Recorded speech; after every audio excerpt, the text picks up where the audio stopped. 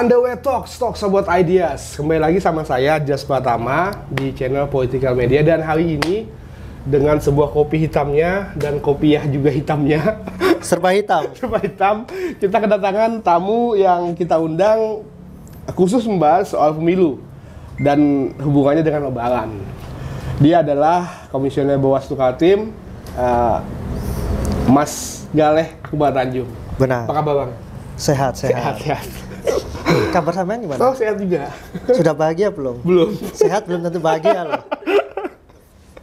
Mas Galeh, tahu ya tadi? Iya dong. Mas tahu ya. Iya.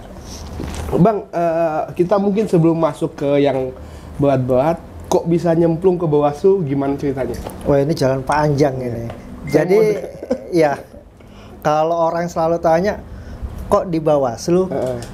Terus awalnya seperti apa? Ketertarikan saya di dunia pemilu itu berawal pada saat kuliah. Di tahun 2004 dulu, pada saat saya pernah kuliah di Jawa waktu itu. Karena saya merantau di tahun 2005 ke Kalimantan Timur, tepatnya ke Samarinda. Pernah kuliah dulu di tahun 2004. Itu kebetulan ada pemilu waktu itu. Iya. Saya menjadi pemantau pemilu. PPK. JPPR, pemantau pemilu. Oke. Nah, JPPR, bergabung di JPPR, Jaringan Pemantau Pemilu Rakyat. Nah, pada saat itu melakukan pemantauan terhadap pemilihan umum. Oke. Itu di Jawa ya? Di Jawa 2004 yang lalu, gitu kan. Saya ke Samarinda, kemudian kuliah lagi di Samarinda, gitu kan. Ada beberapa peristiwa pemilu yang kemudian selaku mahasiswa ya jangan kemudian terlewatkan. Ini momentum penting, gitu kan, bahwa kita selaku warga negara memiliki hak politik, gitu kan. Nah, waktu itu ya sempat aksi dan sebagainya, gitu kan. Lulus kuliah, kemudian ada tahapan pilkada, pemilihan gubernur 2012 kalau nggak salah. Saat itu calonnya? Kayak nggak salah itu ada Pak Awang, ada Pak Amin. Wow, rame waktu itu, rame itu kan. 2012? Iya, saya menjadi panwas kecamatan. Panwas kecamatan? Panwas kecamatan. Waktu itu di tahun 2012, 2013 itu kan. Panwas kecamatan di Kecamatan Samarinda Ilir. Alhamdulillah waktu itu diamanahkan sebagai ketua Panwascam. Itu sudah lulus kuliah? Sudah lulus kuliah dong. Oke. Nah, jadi setelah lulus memang bergelut di sana ya? Ya, jadi awal berkarir itu di pengawas tingkat kecamatan. 2015 Samarinda Ilir. 2015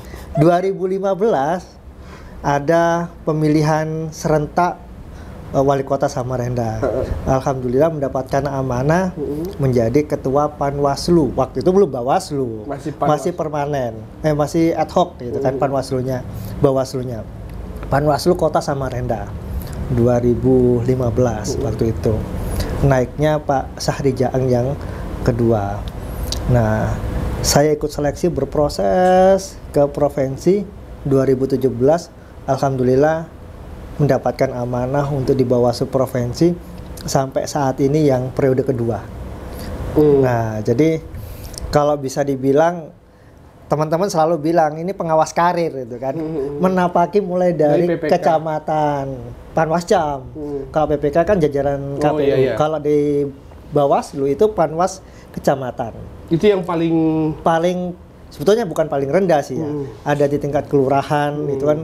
Waktu itu belum ada TPS, pengawas TPS, tapi sudah ada di tingkat kelurahan, dan waktu itu saya di kecamatan, kota, provinsi. Nah, itu jenjang karir. Dan ini sudah 2 kali ya? Alhamdulillah 2 kali. Karena kan sebelumnya kan sama Pak Saipul ya? Oh iya benar, Pak Saipul. Nah, lanjut. Di periode pertama 2017 sampai 2022. Kemudian periode berikutnya 2022 sampai 2027 nantinya, kan 5 tahun gitu kan. Nah, seperti itulah istilahnya track record saya di pengawas pemilu. Oke, berarti memang Bang Galeh ini sudah sejak basic banget dari kecamatan sampai akhirnya ke kota, sampai akhirnya ke provinsi ya. Waktu itu sebetulnya kalau dihitung dunia kepemiluan mulai dari pemantau pemilu, saya enjoy sedikit menekuni waktu menjadi pemantau pemilu. Waktu itu koordinator kecamatan. Ada sebuah kebanggaan tersendiri ketika saya terlibat aktif dalam kegiatan pemilu waktu itu, walaupun hanya menjadi pemantau, bukan secara teknis, tapi memperhatikan gitu kan proses berjalannya pungut hitung waktu itu sampai rekapitulasi gitu. Ada hal yang menarik dan ada kebanggaan tersendiri gitu kan. Ya berdoa juga siapa tahu kedepannya gitu kan bisa terlibat. Ya alhamdulillah terlibat juga. Ada jalannya ya. Iya itu. Jadi ada rentan yang cukup panjang sebetulnya mulai dari 2004 dan aktifnya di tahun 2012 gitu kan. Gitu. Ada semacam keinginan juga pada saat melakukan kegiatan pemantauan waktu itu. Susah-susahnya berarti kalau saya bayangkan pas di kecamatan ya. Iya. Masih susah-susah banget. Karena bersentuhan langsung dengan masyarakat. Sebetulnya sama saja kecamatan, kota, provinsi memiliki tantangan masing-masing, memiliki masalah masing-masing gitu kan. Tapi memang kalau di tingkat kecamatan sangat sentuhannya langsung dengan masyarakat, dengan peserta pemilu gitu kan. Kok kenapa tetap teguh menekuni dari mulai kecamatan, kota sampai kantor itu kenapa? Apakah tidak ada pilihan lain misalnya saya mau berkarir ke sini deh ke perusahaan atau gimana, atau memang kayaknya sudah enjoy banget di sana? Bukan enjoy, ini panggilan jiwa gitu kan. Kalau saya ada tahapan, ya saya usaha gitu kan. Jualan gitu kan. Karena ada tahapan dan kemudian itu menjadi panggilan, ya saya mencoba untuk berproses di situ gitu kan. Karena ini bagian dari hak warga negara gitu kan untuk turut aktif dalam proses demokrasi gitu kan. Bukan berarti warga negara yang lainnya yang tidak terlibat dalam kegiatan kepemiluan secara teknis dan pengawasan bukan berarti tidak terlibat, memiliki porsi masing-masing gitu kan. Dan Bang Gali memutuskan untuk saya mau ambil porsi yang lebih banyak di situ ya. Iya, jadi istilahnya ini harus ada orang yang konsentrasi gitu kan di dunia kepemiluan gitu kan. Karena kalau kemudian orang yang tidak memahami terkait dengan aturan dan teknisnya juga akan kesulitan ke depannya karena masalahnya sangat kompleks sekali dunia kepemiluan ini. Kalau dulu ketika masih di kecamatan itu honor berarti masih? Ya honor ad hoc kan, ad hoc gitu kan. Itu per bulan atau gimana Bang? Per bulan. Berapa waktu itu? Masih ingat nggak? Tahun 2000-an itu kan? Nggak sampai 1 juta deh. Sampai 1 juta. Itu ya yang panwas kecamatan. Kalau pas Panwaslu? Kalau Panwaslu sudah lumayan waktu itu. Karena kalau kecamatan itu ya istilahnya di tahun 2013-nya pemilunya. Itu kalau enggak sampai 1.200.000 atau enggak sampai 1 juta deh atau 1 juta gitu. Itu per bulan ya? Per bulan. Tapi enjoy gitu kan. Jujur saja, waktu itu saya juga tidak memiliki aktivitas lain karena memang murni ingin belajar gitu kan. Konsentrasi dan belajar melakukan kegiatan pengawasan. Gitu. Berarti memang ditempa oleh perjalanan waktu dan keputusan ya. Iya. Sehingga akhirnya bisa duduk sekarang di komisioner Bawaslu Kaltim. Bagi saya setiap aktivitas ketika kita enjoy dan mempelajari dengan baik, ke depan pasti akan ada jalan gitu kan. Bukan hanya kemudian ini ada peluang kita bekerja selesai pulang, tidak. Tapi ditekuni dan belajar di situ. Belajar sambil berproses gitu kan. Karena saya meyakini kalau saya memiliki kemampuan yang lebih di situ, suatu saat pasti akan berguna gitu kan. Makanya saya belajar waktu itu gitu kan, situasi sosialnya gimana, seperti apa gitu kan, strategi pengawasannya seperti apa, pencegahannya seperti apa gitu. Karena kalau sekarang itu kalau jajaran kita di ad hoc gitu kan, mau bohongi kita nggak bisa, karena kita pernah berproses dari bawah gitu. Sudah kan. tahu celah-celahnya ya? Tahu celah-celahnya gitu. Jadi, oh ini kerja, ini nggak kerja sudah tahu. Sudah tahu. Karena memang Anda menekuni dari posisi mereka ya? Iya. Kalau misalnya ini, saya mau nanyakan tadi, apa yang membuat kayu Anda naik sampai dengan kota, sampai dengan provinsi itu kira-kira apa? Yang membuat Anda berhasil itu apakah memang jalannya memang sudah ada atau hal-hal sulit apa sebelum bisa duduk di sini? Saya itu selalu mengalir seperti air, gitu kan, yang akhirnya sampai juga ke laut, walaupun Tuhan lah yang punya rencana, tapi kita tetap ikhtiar. Kalau saya cuma itu kuncinya, mengalir aja seperti air, karena air itu tujuannya pasti ke lautan. Oke. Susah nggak sih kalau misalnya kan kita berhubungan, pemilu itu kan berhubungan dengan para tokoh-tokoh ya? Apa kendala-kendalanya Bang? Khususnya dari pihak Bawaslu sekarang menghadapi, karena kan hubungannya gugatan atau pemanggilan dengan pihak-pihak yang punya jabatan, bisa saya bilang seperti itu. Ya, sebetulnya tidak susah juga gitu kan. Partai politik, tokoh-tokoh yang kemudian tergabung dalam partai politik itu kan mitra bagi kita, gitu kan. Mereka sahabat bagi kita, gitu kan. Bukan memposisikan, oh ini peserta, ini lawan, bukan. Ini menjadi satu kesatuan juga, mitra gitu loh. Kalau tanpa ada peserta pemilu, ya nggak ada juga namanya pemilu. Gitu. Kalau saya selalu bilang ada 4 elemen dalam demokrasi. Ada peserta pemilu, ada masyarakat menjadi pemilih, penyelenggara pemilu, dan pemerintah. Dan ini tidak bisa dipisahkan empat-empatnya. Maka peserta pemilu itu harus dirangkul, harus dijadikan sahabat, gitu kan. Kalau kita bersahabat kan sudah enak. Seumpama mau melanggar, gitu kan, enak mengingatkannya, gitu loh.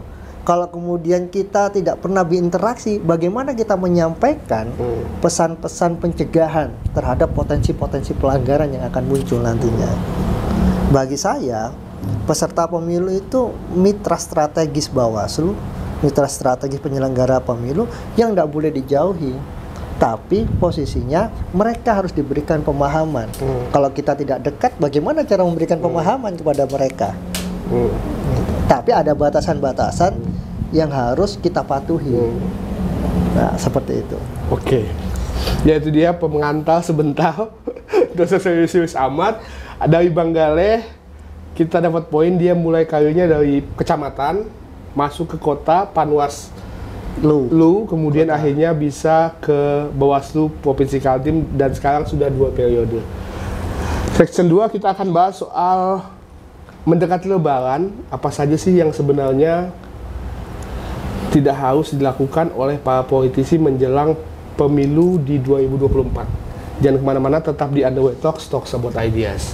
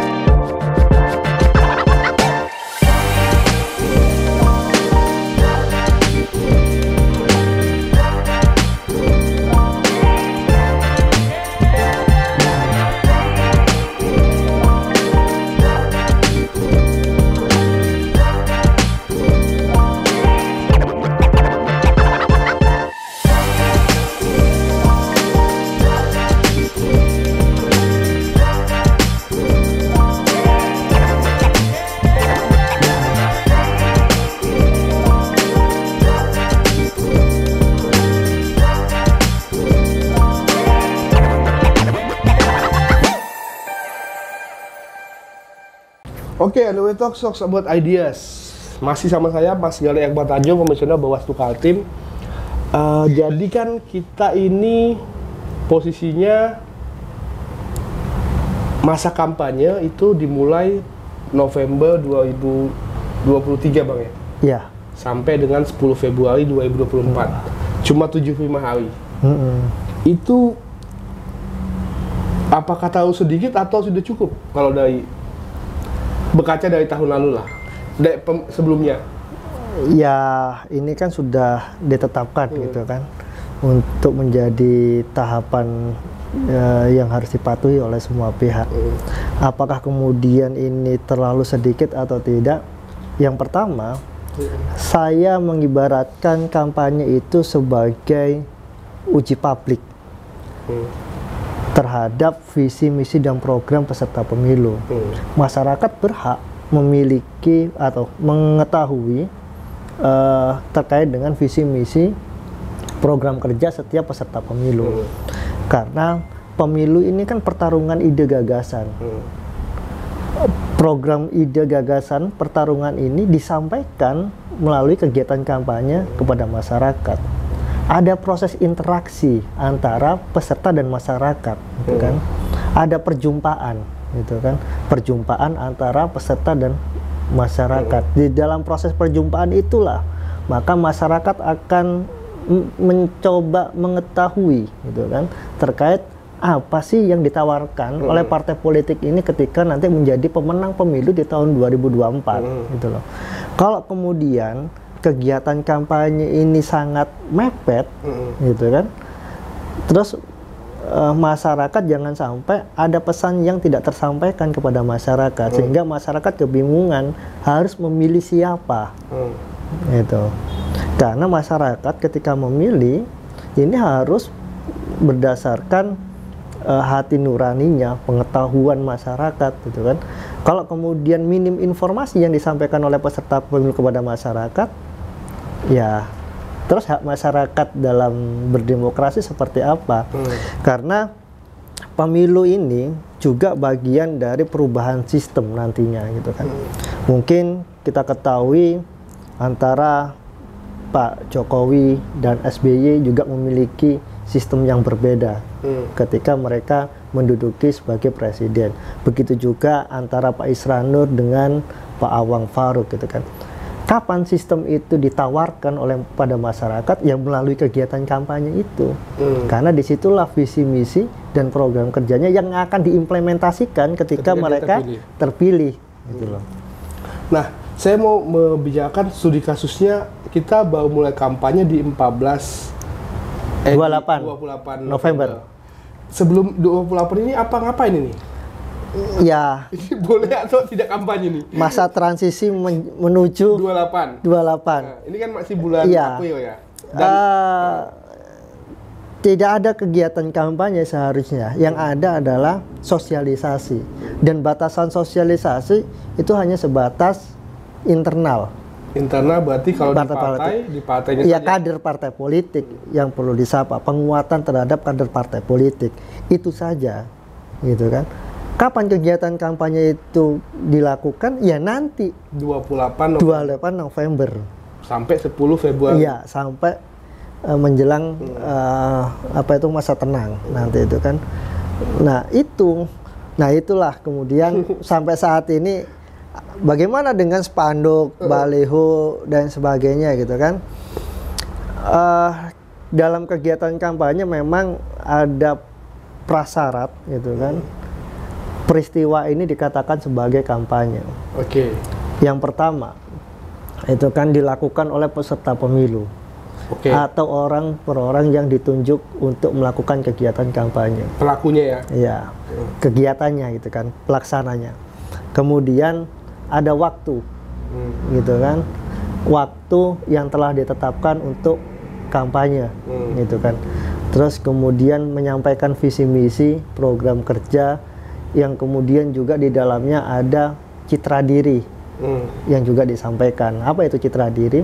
Ada logo dan nomor partai politik, gitu kan. Nah, bagaimana dengan peristiwa saat ini, gitu kan? Apakah bisa dikatakan kampanye? Nah, apakah kegiatan kampanye saat ini merupakan kampanye di luar jadwal? Karena mereka juga belum ditetapkan. Sebetulnya di dalam undang-undang itu ada juga ketika kampanye di luar jadwal yang telah ditetapkan, maka bisa jadi pidana dalam kasus-kasus kampanye tertentu. Contohnya kampanye di media cetak, gitu kan, elektronik. Tapi sampai saat ini juga belum ada jadwal kampanye. Nah, itu masalahnya, gitu loh. Terus, apakah kalau kemudian semua dilarang kampanye, tidak boleh kampanye, terus masyarakat ini seperti apa? Gitu loh. Mau mengetahui partai politik saat ini siapa saja yang menjadi kontestan dalam pemilu tahun 2024. Kalau kesempatan mereka itu sangat sedikit. 75 hari saja. Iya, sangat pendek waktu kegiatan kampanyenya. Ini dilematis. Bagi Bawaslu sebetulnya kita bicara hak masyarakat, gitu kan, untuk mengetahui terkait dengan siapa saja peserta pemilu. Gitu. Bukan kemudian kita melonggarkan, tapi aturannya yang belum bisa ditegakkan karena jadwal terkait dengan tahapan juga belum ada. Belum dimulai. Iya, belum ada, belum dimulai. Gitu kan. Masih jadwal tahapan, bukan jadwal kampanye sini. Di dalam jadwal tahapan itu ada namanya tahapan kampanye. Nah, jadwal kampanye itulah yang belum ada sampai saat ini. Baru tahapan kampanye. Tahapan kampanye yang telah ditetapkan. Yang 28 November sampai 10 Februari itu. Di dalam situ ada namanya jadwal kampanye. Itu yang belum ditetapkan oleh KPU. Nah, ini berkaitan dengan Idul Fitri ini. Ya. Ini kan bisa dibilang bisa jadi sebuah momen juga untuk mengenalkan brand seseorang untuk memilih. Apa saja maksud, misalnya kita Bawaslu bisa bergerak dalam kasus ini ketika apa, dan Bawaslu masih ini adalah hal normal untuk dilakukan pejabat di Idul Fitri gitu. Mungkin bisa dijelaskan. Pertanyaan yang berat, tak ngopi dulu. Iya. Misalnya saya calon nih, saya mau maju di 2024. Wah, ini Idul Fitri nih, mumpung ada kesempatan dan saya bisa gunakan, misalnya saya mau main politik uang untuk itu, apakah saya dibolehkan atau gimana sih? Ya, ini atau bisa ditindak sama Bawaslu? Peristiwa yang selalu berulang di setiap tahun, gitu kan. Apakah pemberian di Idul Fitri itu terkategori politik uang? Gitu kan. Di dalam undang-undang terkait pemilu, larangan itu adalah memberikan janji atau mempengaruhi seseorang, gitu kan, dengan uang atau materi lainnya, gitu kan. Kalau saya memberikan uang ke Anda, gitu kan, kemudian di situ ada ajakan, ada unsur ajakan, itu ada foto dan lain sebagainya, mengenalkan diri, gitu kan. Nah, itu kategori politik uang. Itu masuk ya? Iya. Kalau hanya memberikan beras, tidak ada masalah. Khusus untuk di momentum Lebaran, karena bagi orang Muslim, gitu kan, bahwa Lebaran akan dilipatkan pahalanya ketika kita berbuat kebaikan, gitu kan. Hampir semua mayoritas Muslim yang mampu tentu akan membagikan, gitu kan, atau menzakatkan hartanya atau zakat fitrah, gitu kan, zakat mal, zakat fitrah, gitu kan, bersedekah, berinfak, rata-rata mayoritas di bulan Ramadan. Dan peristiwa ini pasti dilakukan bukan hanya pada saat Ramadan di momentum pemilu, tapi Ramadan sebelum-sebelumnya. Karena kebetulan ini momentumnya adalah momentum tahun politik, momentum pemilu. Kalau saya berpesan kepada para politikus, ya kan, pelaku politik, peserta pemilu, istilahnya saya selalu bilang, tugas Anda adalah mencerdaskan masyarakat, memberikan pengetahuan kepada masyarakat, gitu, bahwa keberadaan saudara menjadi peserta pemilu ini menghargai hak-hak demokrasi masyarakat, gitu kan. Jangan kemudian mempengaruhi masyarakat dengan cara kotor untuk mendapatkan suara, gitu kan. Kami tidak akan pernah membatasi, melarang kegiatan sosial, perilaku sosial individu, gitu kan. Ya, kalau di Islam itu kan kalau bisa kita memberi di tangan kanan, tangan kiri nggak tahu, gitu loh. Sama, kalau Anda mau bersodako, berzakat di bulan Ramadan, ya memberi saja, diniatkan saja, gitu kan, tanpa kemudian dikasih stiker, gitu kan, kemudian nanti pilih saya kira malaikat akan mencatat itu, gitu kan. Nah, soal ini Bang, ajakan itu kalau kartu juga termasuk ya? Iya kan itu bagian. Proses ajakan itu kan tidak perlu secara langsung, lisan, tanpa harus ada perbuatan. Saya mengajak saudara belum tentu, ayo ikut aku, belum tentu, gitu kan. Nanti pilih aku, tidak. Kalau kemudian saya kasih selembar kertas, di situ ada tulisan pilih saya, gitu kan. Itu juga bagian dari ajakan. Itu sudah masuk pelanggaran ya? Pelanggaran, gitu loh. Tapi memang ada beberapa kategori, gitu kan. Yang dilarang itu kan uang atau materi dalam bentuk lainnya, di luar dari bahan kampanye. Nah, kan kampanye ini kan banyak. Ada pembagian bahan kampanye, pemasangan alat peraga kampanye, pertemuan tertutup, terbuka, itu kan, debat publik, kemudian iklan, itu kan banyak. Nah, kalau yang diberikan itu adalah bahan kampanye, pakaian, penutup kepala, gitu kan, kemudian alat minum, stiker, kalender, flyer, itu tidak ada masalah. Karena itu menjadi hak peserta pemilu memberikan bahan kampanye kepada masyarakat, gitu kan. Yang menjadi masalah kalau memberikan sembako, gitu kan. Ini niatnya zakat, gitu kan. Tapi dalam berasnya, gitu kan, ada stiker dan lain sebagainya, gitu kan. Ya pandangan kami kena itu politik uang, gitu loh.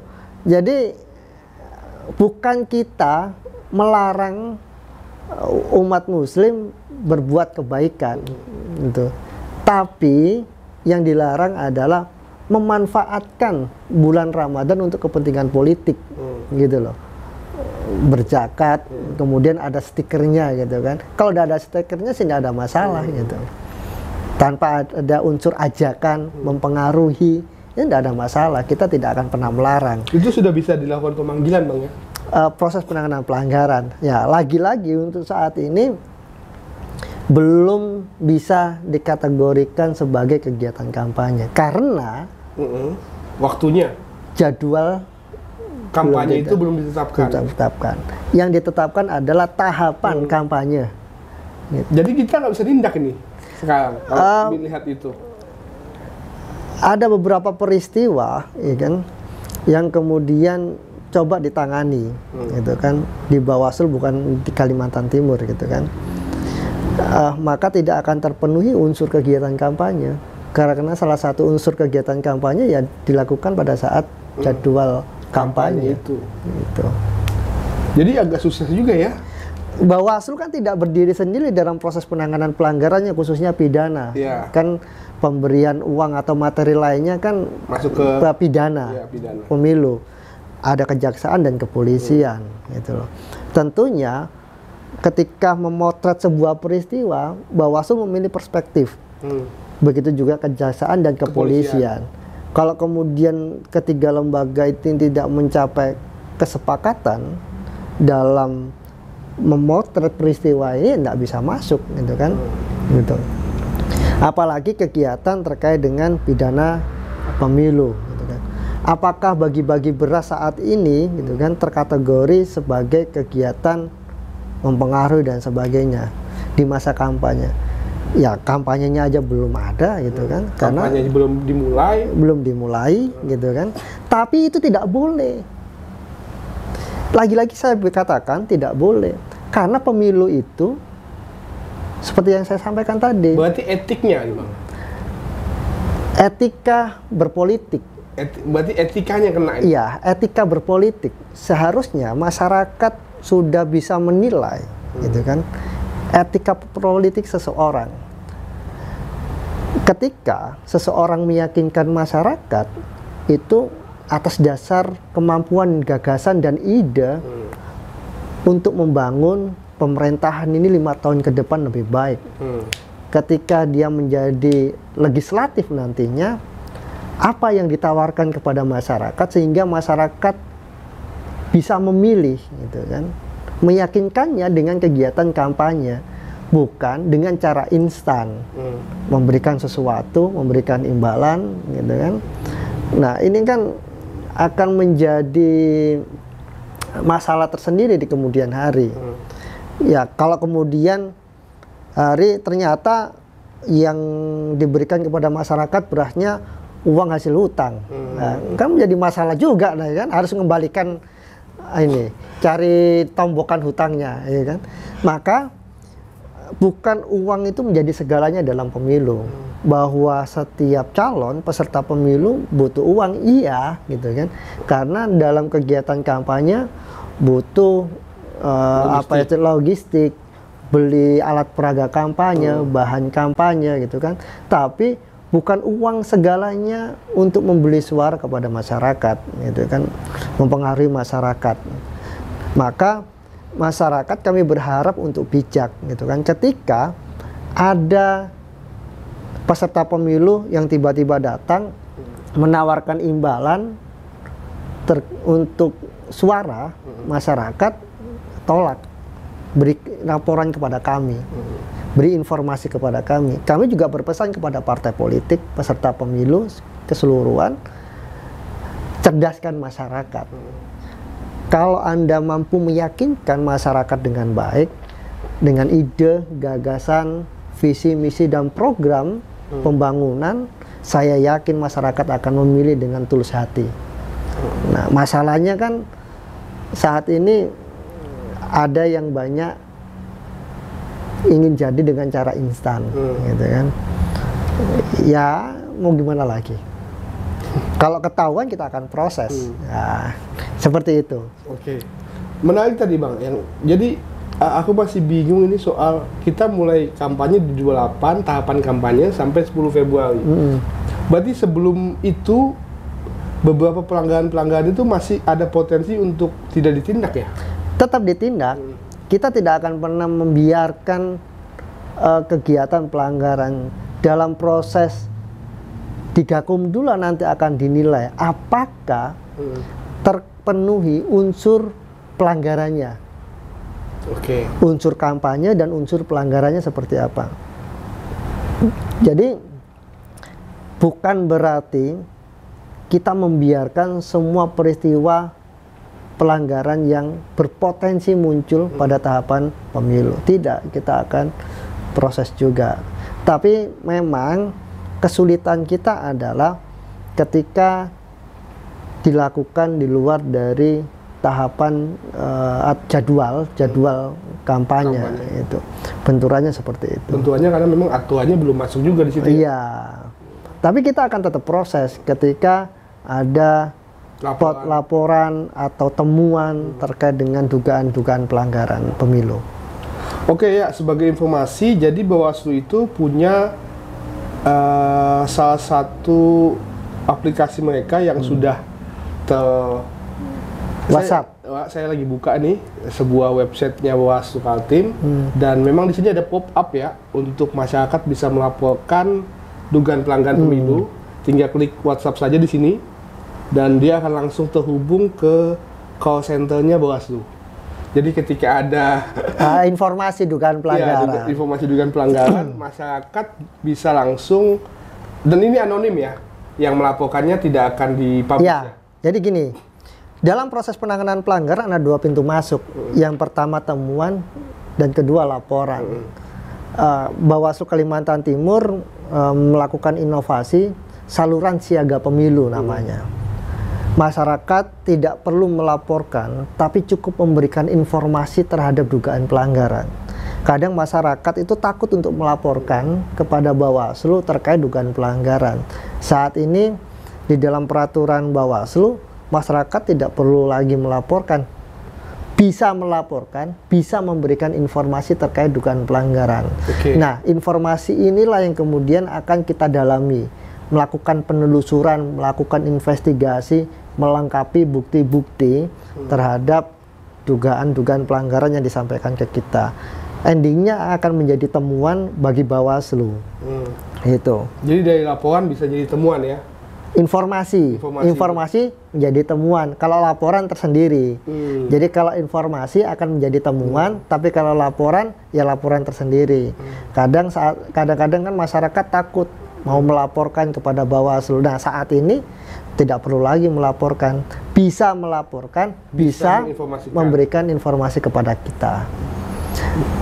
Nah, kalau misalnya ini Bang, ketika ada suatu pelanggaran, itu ada berapa lama waktunya untuk sampai bisa ditindak atau seperti apa prosesnya? Sampai ke Gakumdu misalnya? 7 hari. Jadi masyarakat, warga negara Indonesia itu yang telah memiliki hak pilih melaporkan kepada kita 7 hari sejak peristiwa itu diketahui. Gitu kan, 7 hari. Gitu 7 hari kan. Kalau lebih dari 7 hari, ya expired, tidak bisa kita proses gitu kan, karena kita akan nilai itu kan. Nah, tentunya setelah laporan ke kita ada formulir-formulir yang harus diisi gitu, karena mereka menjadi pelapor. Syarat formil materialnya harus terpenuhi dan sebagainya gitu kan. Baru kalau dinyatakan lengkap, unsurnya juga terpenuhi, maka kita akan naikkan lagi prosesnya ke penanganan pelanggaran gitu. Kalau tidak terpenuhi ya tidak bisa kita terima laporan dari masyarakat itu sendiri. Nah, kalau kemudian terpenuhi baru nanti dibahas di Gakumdu ketika dinyatakan oh ini potensi pelanggaran pidana gitu kan. Nah, kita bahas di Gakumdu. Baru habis itu kalau kemudian di pembahasan pertama, kedua, ketiga dianggap terpenuhi, baru nanti naik ke kepolisian, naik ke kejaksaan. Nah, ini beberapa proses penanganan pelanggaran. Tapi saat ini masyarakat bisa juga memberikan informasi kepada kami. Kita akan jemput bola gitu kan.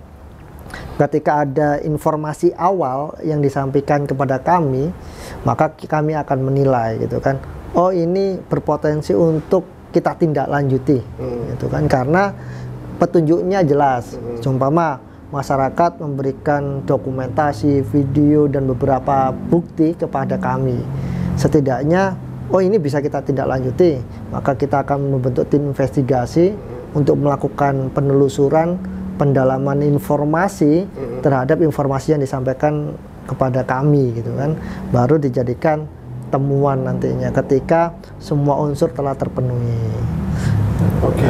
Berarti bisa misalnya saya analogikan ada suatu kasus, kemudian Bawaslu oh ini sudah masuk nih semua halnya nih, pelakunya oke, kejadiannya oke, buktinya oke, itu sudah bisa langsung dibahas di Gakumdu.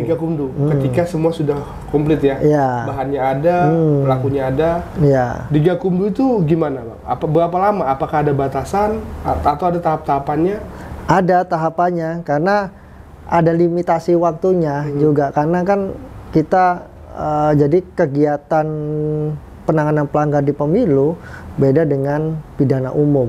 Ada limitasi waktunya di kita.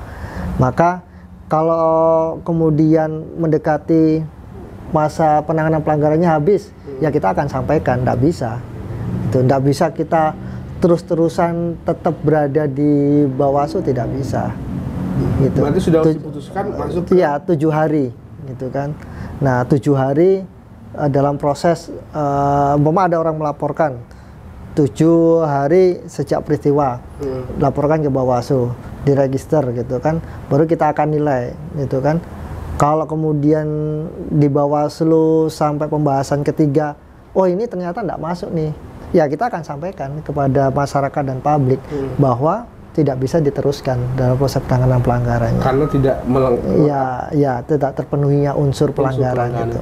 Ya, untuk menilai unsur pelanggaran bukan hanya Bawaslu, tapi ada kejaksaan dan kepolisian di situ. Di situ yang agak saling berargumentasi ya. Bawaslu akan berargumentasi, kejaksaan berargumentasi, kepolisian berargumentasi. Itu yang menjadi apa istilahnya itu tantangan Bawaslu dalam menangani pelanggaran. Harus bisa meyakinkan lembaga lain untuk ini masuk ke tahap selanjutnya. Iya. Tapi dengan bukti-bukti kan maksudnya? Oh iya, bukti dan argumentasi aturan-aturan terkait dengan pemilu tentunya. Oke. Menarik tadi, jadi memang ada beberapa hal yang harus dilakukan sebelum pelanggaran itu ditetapkan sebagai suatu pelanggaran ya Bang. Setelah ini kita akan bahas studi-studi kasus terkait dengan yang pernah terjadi pelanggaran-pelanggaran di beberapa proses pemilu yang pernah dialami Mas Galeh. Boleh. Seingat saya ketika masih jadi jurnalis ada beberapa kasus yang pernah terjadi, dan jangan kemana-mana, tetap di Underwear Talks About Ideas.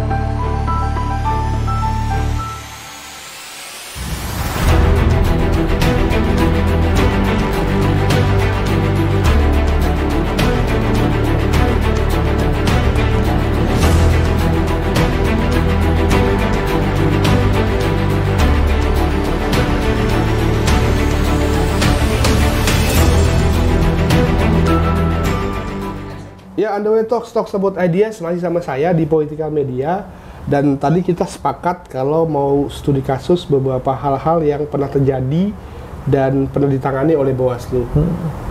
Di Pilgub 2019 ya? Pilgub 2018. 2018 itu pernah Bawaslu memanggil Pak Gubernur, Pak Wang Faruk Ishak. Itu bagaimana itu terjadinya? Ya, 2018 itu sangat menarik, itu beberapa kasus itu kita tangani gitu ya. Termasuk juga Pak Awang waktu itu menjadi gubernur gitu. Kita mendapatkan informasi dari teman-teman media. Ada kegiatan kampanye yang dilakukan oleh gubernur. Istilahnya Pak Gubernur waktu itu berlaku tidak netral. Mempromosikan salah satu pasangan calon yang akan maju menjadi kontestan Pilgub di tahun 2018 kemarin. Nah, kepala daerah ini kan harus netral, tidak boleh berpihak kepada siapapun, membuat keputusan yang merugikan atau menguntungkan salah satu pasangan calon. Nah, pada waktu itu, gitu kan, kalau tidak salah Pak Gubernur itu membuka surat suara, terus habis itu mencoblos gitu kan. Nah, sangat mengarahkan gitu kan. Oh, itu ada deskripsi videonya, iya, didapatkan ya? Ada dapatkan, ada di informasi disampaikan ke kita. Itu melalui informasi. Itu. Jadi saya dan Bung Hari yang saat ini ketua Bawaslu, gimana ini, Bro? Kita tangani. Oke, itu setelah kita melihat video ya? Setelah melihat video. Karena itu menjadi informasi berharga bagi kami. Gubernur harus netral, tidak boleh mengarahkan, membuat kebijakan yang menguntungkan atau merugikan orang lain. Tapi sebentar, sebelum ke sana, apa yang membuat Mas Jale dan Mas Hari, halo Mas Hari, saat itu yakin kalau ini sudah masuk ini dalam kategori pelanggaran setelah melihat video itu ya? Ya, karena dalam menentukan ini masuk pelanggaran atau tidak, tentu kita akan melakukan kajian, gitu kan, menganalisa, bukan kemudian tiba-tiba masuk, enggak, gitu kan, melalui kajian-kajian di kita diskusikan, masuk enggak unsur pelanggarannya. Nah, waktu itu memang, kita kaji, masuk. Jadi kita ya mengarahkan gitu kan, karena kan tidak boleh, harus netral. Kita laporkanlah ke Kemendagri. Ya kita tidak tahu proses di Kemendagri seperti apa. Tentunya Kemendagri juga tidak asal-asal memproses dong, bukan hanya informasi yang dari kita. Tentu mereka juga akan melakukan kajian di Kemendagri, gitu kan. Kemendagri menilai Pak Gubernur waktu itu diberikan sanksi SP1. Alhasil kita juga dipanggil, Pak. Dipanggil, ya dipanggil. Ya, kenapa kok kamu melaporkan gitu kan? Ya, bagi kami itu sebuah pelanggaran. Gitu. Oh, jadi sempat dipanggil juga ke Kemendagri ya? Ya, bukan ke gubernur, ke kantor gubernur. Kan. Kenapa kamu kok melaporkan kami, kok melaporkan saya? Ya, bagi kami ini adalah pelanggaran. Oh, jadi Bawaslu sempat dipanggil ke... sempat bertemu langsung dengan Pak? Iya, sempat juga dimarahi. Tapi kan setelah dikasih SP sama Kemendagri. Oh, jadi Kemendagri sudah memberikan SP duluan? SP duluan. Baru Bawaslu dipanggil oleh... Baru dipanggil Pak Gubernur waktu itu. Tapi bagi kami, ya ini realita. Yang ada sesuai dengan fakta lapangannya, ada sebuah pelanggaran. Ada gubernur yang tidak netral. Kan kami tidak bisa mendiamkan, apalagi itu informasi dari masyarakat yang disampaikan ke kita dan harus ditindaklanjuti. Bahwa yang memberikan sanksi bukan kami. Kami hanya melaporkan ini ada potensi pelanggaran. Yang menilai adalah Kemendagri. Saya meyakini kalau Kemendagri itu dalam menilainya ini bukan pelanggaran, ya bukan pelanggaran. Nggak akan juga diteruskan oleh Kemendagri. Iya, karena Kemendagri juga menilai ini pelanggaran, maka diberilah sanksi, ya kita dipanggil, gitu kan. Bagi kami tidak ada masalah, gitulah. Kita juga berusaha untuk tetap menegakkan aturan kepemiluan. Sebetulnya peristiwa-peristiwa ini bukan hanya terjadi di gubernur, hampir dalam peristiwa pemilu maupun pemilihan ada ASN yang tidak netral. Itu seperti apa kasusnya tidak netral? Banyak. Gitu contohnya kan. satu lah. Kalau di Pilgub 2018 ada beberapa kepala dinas juga yang diberikan sanksi oleh KASN. Ada beberapa juga ASN, ya oke lah. Jabatan dalam ASN itu kan PNS ini kan juga menjadi jabatan politik, gitu kan. Mau tidak mau, suka tidak suka, ya mereka juga akan turut andil dalam proses pemenangan. Karena kan mereka punya suara dan hubungan juga sama karir mereka kan. Jadi istilahnya sebetulnya ASN ini adalah orang yang sangat dilindungi oleh negara. Mereka ini menjadi orang yang harus konsentrasi melayani masyarakat di situasi dan momentum apapun. Tidak boleh terpengaruh. Ketika ada momentum politik, tidak boleh larut di politik.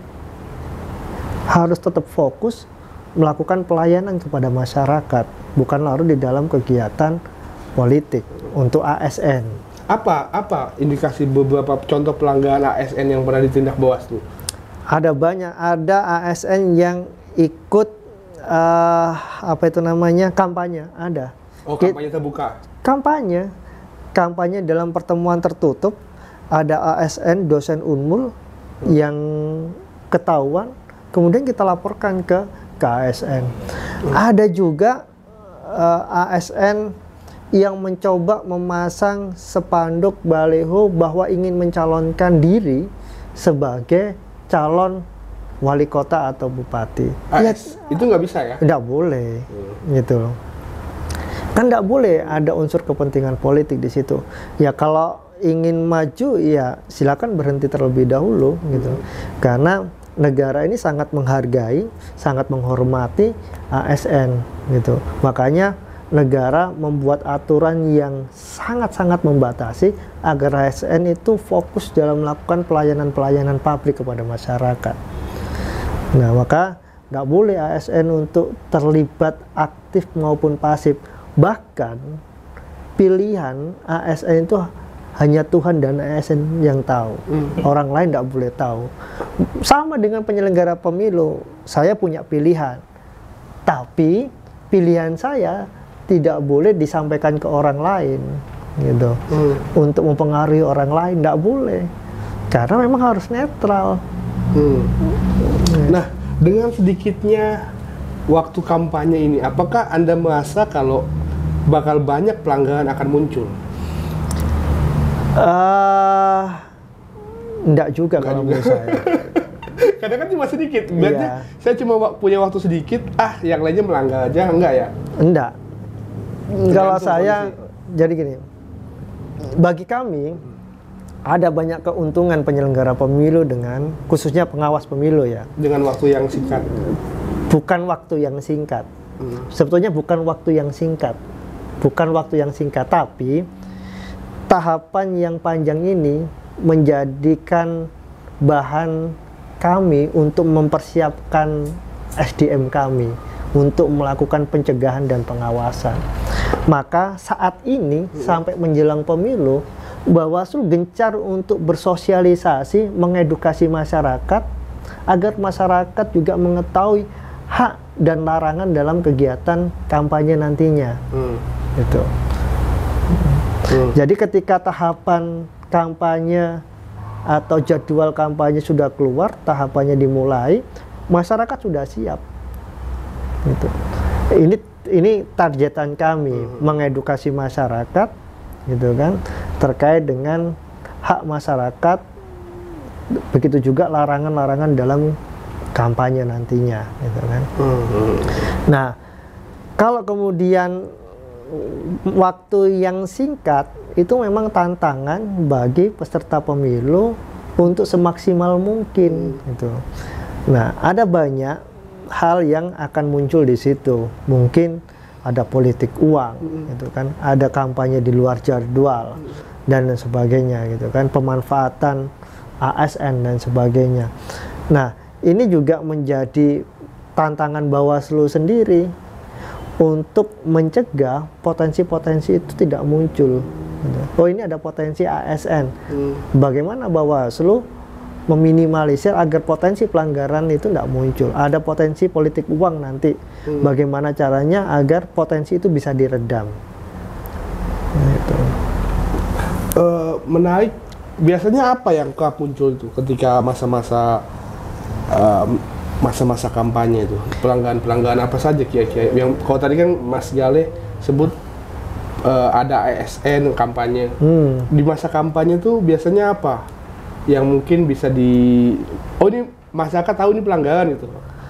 Sebetulnya yang sangat mencolok dan sering dilihat kita itu ya pemasangan alat peraga kampanye. APK?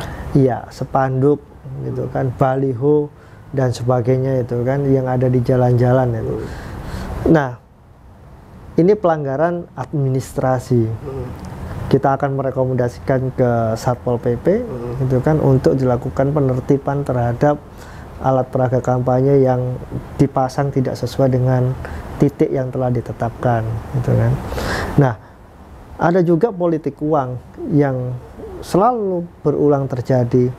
Bukan Bawaslu itu tidak bisa menangkap, gitu kan. Kadang Bawaslu juga ada keterbatasan sumber daya manusia, gitu kan, jumlahnya khususnya di lapangan. Pengawas kita di kelurahan itu cuma 1, pengawas kita di tingkat kecamatan 3, di kabupaten kota ada yang 5, ada yang 3, sedangkan yang diawasi itu sangat banyak. Lapornya aja 18 ini kan? Nah, lapornya 18, gitu kan. Belum lagi caleg-calegnya. Ya, belum lagi caleg-calegnya, belum lagi DPD-nya, belum lagi presidennya, ya kan. Semuanya melakukan aktivitas yang sama di dalam 75 hari. Gitu. Betul. Terus Bawaslu gimana cara melakukan pengawasannya? Maka saat ini Bawaslu termasuk melalui media ini, gitu kan, mengajak masyarakat, gitu kan, untuk berpartisipasi melakukan pengawasan, melakukan kontrol, baik terhadap peserta pemilu dan juga kami, melakukan kontrol apabila ada potensi pelanggaran, beri informasi ke kami, laporkan ke kami, gitu kan, karena tidak memungkinkan Bawaslu mengawasi seluruh partai politik, gitu kan, yang di waktu yang sama turun ke lapangan. Karena jumlah SDM kita itu juga sangat minim. Maka menjelang 75 hari kampanye, Bawaslu lebih banyak bersosialisasi dengan masyarakat, mencerdaskan masyarakat, memberikan informasi kepada masyarakat terhadap larangan-larangan pemilu, bahwa dalam kampanye itu peserta pemilu dilarang memberikan uang atau materi dalam bentuk lainnya. Yang dikategorikan materi dalam bentuk lainnya bisa saja sembako, gitu kan, voucher listrik, gitu, bisa saja itu, gitu kan, pulsa, gitu kan, termasuk ya, termasuk, gitu kan, karena di luar dari bahan kampanye. Jadi ketika di 28 sampai 10 Februari itu, ketika misalnya muncul ada beras dengan logo suatu calon, itu sudah bisa dipotong dan dilaporkan. Jadi segera laporkan ke kita, gitu. Beri informasi ke Bawaslu. Jangan takut, karena itu menjadi bagian dari hak masyarakat, bahwa pelapor itu adalah warga negara Indonesia. Dan itu dilindungi, maksudnya tidak akan dianonimkan, dipublish ya? Ya, Bawaslu tidak akan mempublish, tapi memang dalam proses penanganan pelanggarannya pasti akan tahu pelapor. Ya? Tapi lebih baik kalau masyarakat takut untuk melaporkan, bisa memberikan informasi kepada kami, gitu kan. Tapi kadang juga ada, karena pengalaman saya di lapangan waktu Panwascam, oh ya, ada politik uang, informasi di sana. Ketika kita datangi, enggak ada, gitu kan. Sudah habis semua? Sudah enggak ada peristiwanya, gitu kan. Ya kita kadang dikerjai juga di lapangan, gitu kan. Tapi enggak, enggak ada masalah, gitu kan. Kami menghargai masyarakat yang memberikan informasi kepada kami. Bagaimana kalau misalnya itu adalah serangan politik, misalnya ada, itu bisa ketahuan juga ya. Misalnya ketika ini dibuat beras tapi sebenarnya bukan dia yang ngirim, tapi dibuat wajahnya itu akan ketahuan. Ya, dalam proses penanganan pelanggarannya kan akan ada banyak pihak yang akan kita mintai keterangan. Kita minta informasi terhadap dugaan pelanggaran itu. Seumpama ada orang memberikan HP, di HP ini ada foto si B, gitu kan. Maka kita juga akan meminta pemberi informasi, kita akan mintai informasi, gitu kan. Si B yang ada dalam foto kita mintai, ini barang dari mana.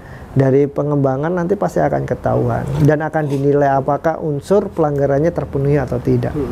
Berarti kalau misalnya saya warga nih Bang, untuk bisa membuat laporan saya kuat itu minimal saya harus sudah punya foto bukti tadi ya? Iya, jadi ada peristiwanya, waktu peristiwanya, ada dokumentasi, gitu kan. Terus kemudian siapa yang memberikan informasi, karena jangan sampai informasi ini informasi anonim, gitu kan, orangnya tidak ada dan sebagainya. Karena kita sangat menghargai dan itu menjadi hak warga negara untuk bisa makanya saya bilang tadi, menjadi warga negara yang turut andil mensukseskan pemilu bukan hanya menjadi penyelenggara pemilu, gitu. Turut serta melakukan kontrol, pengawasan, memberikan informasi dugaan pelanggaran, itu bagian dari mensukseskan pemilu. Nah, seperti itu. Terakhir yang APK tadi. Jadi kalau dilihat sekarang ini bukan waktunya untuk dipasang-pasang APK. Bukan waktunya, dari alat peraga kampanye itu nanti akan ditetapkan oleh KPU jumlah dan titiknya. Jadi KPU lah yang akan menetapkan jumlahnya berapa, titik lokasinya itu di mana, diperbolehkan. Iya, dibolehkan dipasang. Kalau yang sekarang ini ya semrawut, gitu kan, ada di sana, ada di sana, ada di sana, gitu kan.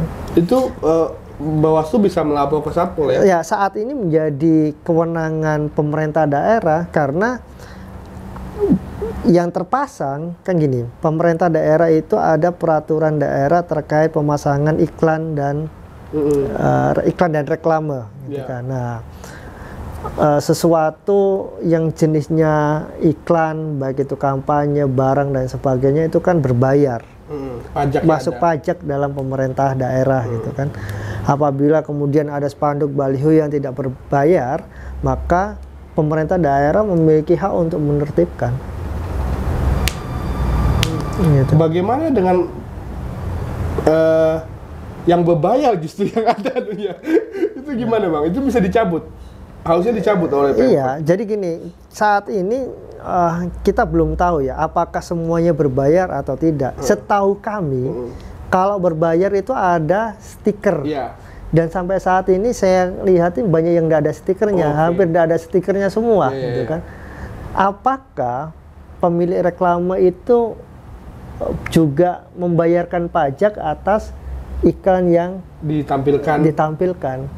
Karena setahu kami, ketika itu iklan, maka ada tandanya, ada stiker telah membayar pajak gitu.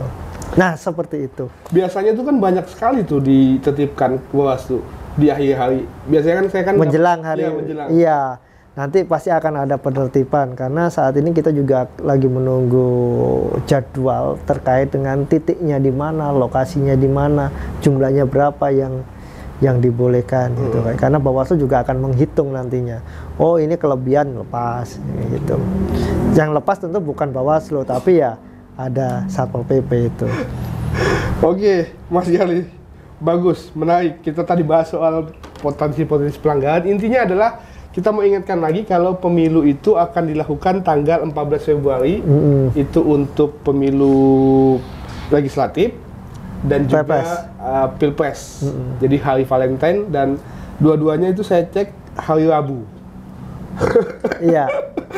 Jadi pemilunya hari Rabu, kemudian Pilpresnya juga Rabu. Dan Bawaslu memiliki kanal sendiri.